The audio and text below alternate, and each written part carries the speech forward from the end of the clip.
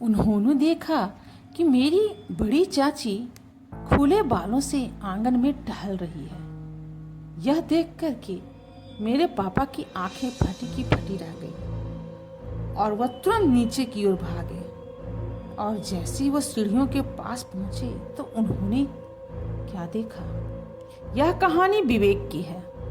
विवेक जिसका परिवार गांव में रहा करता था।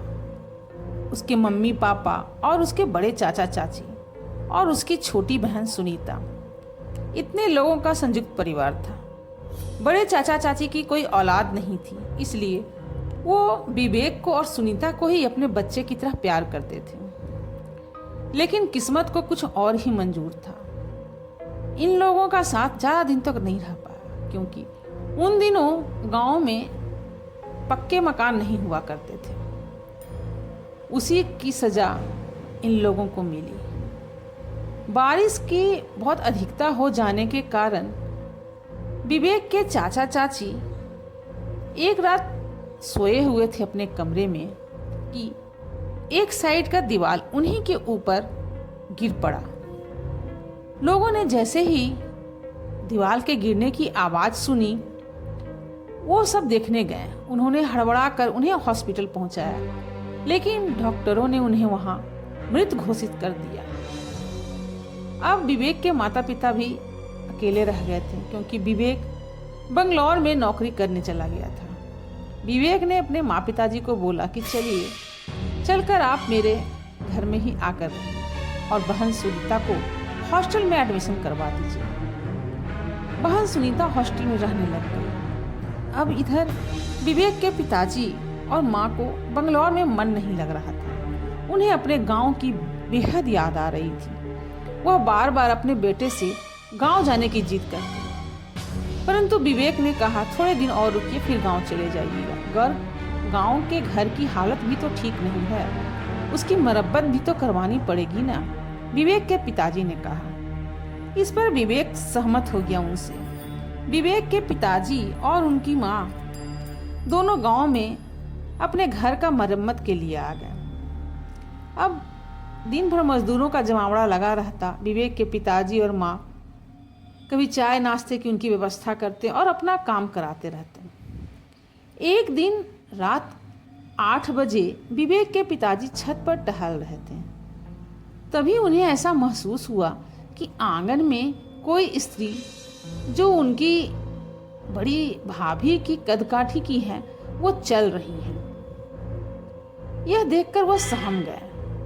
थोड़ी ही देर के बाद उन्होंने देखा कि उनके आंगन में जो एक झूला था, उसी पर कोई महिला बैठ करके झूला झूल रही है। अचानक एक साथ दोनों चीज देख करके उन्हें अचंभा हुआ, क्योंकि कौन लोग हैं जो घर में आए और उन्हें पता न चला। यह सोचकर वह हड़बड़ा गए। तभी उन्हें ऐसा महसूस हुआ कि जैसे वह आकृति की आंखें नहीं है। अंधेरे में भी वो साफ देख पा रहे थे कि कुछ है जो बहुत ही अजीब है। यह देखकर वह डर गए। डर कर वह नीचे भागने लगे।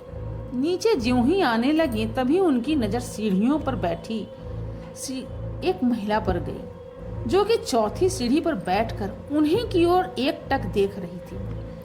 अंधेरे में भी विवेक के पिताजी को यह समझते देर न लगी कि यह उनकी भाभी ही है, जो कि गर्दन पीछे करके उन्हें बुरी तरह से घूर रही है। यह देखकर विवेक के पिताजी बुरी तरह से डर गए और दौड़कर अपनी पत्नी को चिल्लाने लगे, लेकिन उनकी आवाज़ निकल ही नहीं रही थी। उनकी पत्नी को वो लगातार आवाज़ दे रहे थे, लेकिन उनकी पत्नी ने उनको सुना ही नहीं। आवाज़ जैसे उनकी बैठ गई थी, थर थर कांप रहे थे वो। अचानक ही वो स्त्री उनकी तरफ बढ़ने लगी। उसको देखकर वह डर कर वहीं पर बेहोश हो गई। और थोड़ी देर के बाद उनकी पत्नी उन्हें ढूंढते हुए जब कैंडल लेकर आई, तो वो देखी कि विवेक के पिताजी तो बेहोश छत पर पड़े हुए हैं। उन्हें लाके कमरे में सुला दिया। थोड़ी देर के बाद जब होश आया तो वह डर से थर कांप रहे थे, और उन्होंने जो बताया वह देखकर उनकी पत्नी भी डर गई।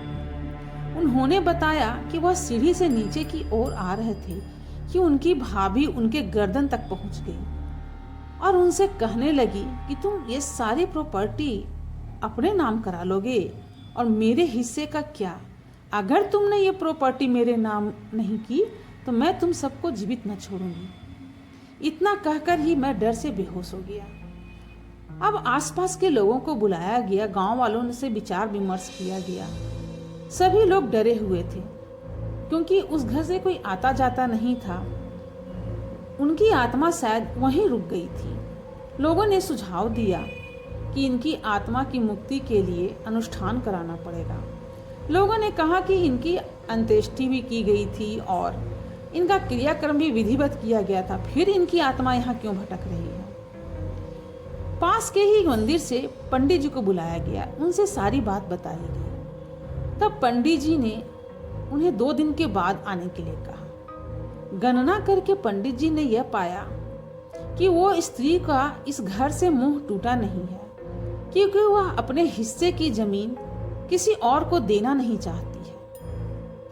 अब इसका क्या रास्ता है समझ में नहीं आ रहा था, क्योंकि उनका कोई वारिस था नहीं, फिर किसे दिया जाए। फिर भी लोगों ने कहा कि उनके लिए अनुष्ठान कीजिए जिससे कि वो शांत हो जाए। फिर पंडित जी ने बोला कि हम यह अनुष्ठान अकेले नहीं कर सके, इनके लिए एक तांत्रिक बाबा का भी होना आवश्यक है, क्योंकि तंत्र साधना के द्वारा ही इन्हें मानसिक शांति प्रदान की जा सकती है। फिर एक तिथि निश्चित हुई और घर में एक निश्चित अनुष्ठान का विचार किया गया। बहुत सारे लोग उस दिन उपस्थित थे पूजा में। अचानक ही विवेक के पिताजी की बहन, जो कि लव मैरिज कर ली थी या कहें प्रेम विवाह उसने कर लिया था, वो अचानक उस दिन वहां पहुंच गई। वहां पहुंचने के बाद सब परेशान हो गए उसे देखकर, क्योंकि उसके साथ रिश्ता खत्म हो चुका था। फिर अचानक वो क्यों आई?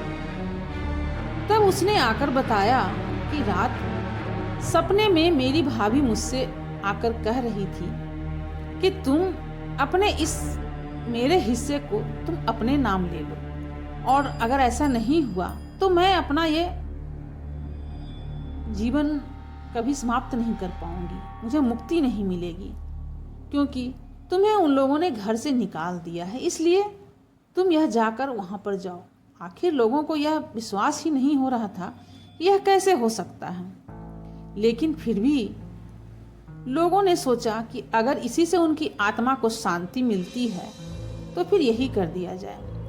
बहन ने कहा कि मैं इनके भाई के हिस्से में से मैं हिस्से नहीं लूंगी, लेकिन चूंकि भाभी ने मुझसे ऐसा आके कहा है और अगर आप लोगों की मर्जी है तो सिर्फ आप लोग हमें स्वीकार कर लें।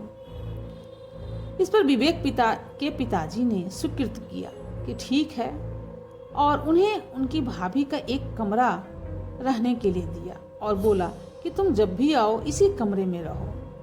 इस प्रकार से फिर अनुष्ठान किया गया और उसके बाद से फिर कभी भी उनकी भाभी की आत्मा उस घर में नहीं हुई। तब लोगों ने बताया कि शायद उन्हें यह अच्छा नहीं लग रहा हो कि उनकी बहन घर नहीं आती है, इसीलिए उन्होंने ऐसा शायद किया है। तो अगर आपको मेरी यह कहानी पसंद आ रही हो तो कृपया मेरे चैनल को लाइक, शेयर और सब्सक्राइब करें।